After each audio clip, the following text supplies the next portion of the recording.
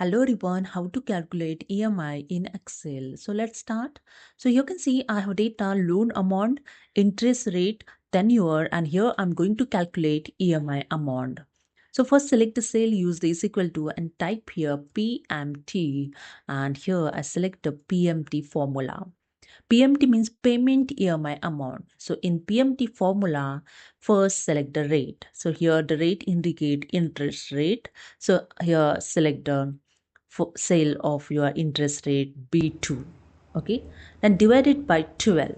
So interest rate is always given per year, but EMI is paid every month. So here I divided 12, then use the comma, then NPER. So what do you mean NPER? NPER means number of periods, total months. So select your tenure and use the comma.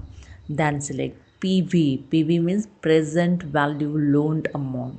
So here your loan amount is 1 lakh. Then use the minus sign and then select your loan amount PV and bracket closed and enter. And that's it.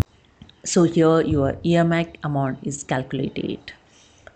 Then select the cell, double click on this corner point to fill data automatically in below the cell. So that's it. And after that, I remove this dollar sign. I select the entire column and right click on the mouse and click on the format cell. And here the format cell dialog box is open. In number tab in currency, here you can see the symbol dollar showing.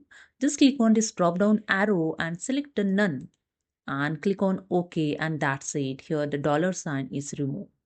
So this is the way you can calculate the EMI amount in Excel. Hope you understood. Subscribe the channel. Thank you.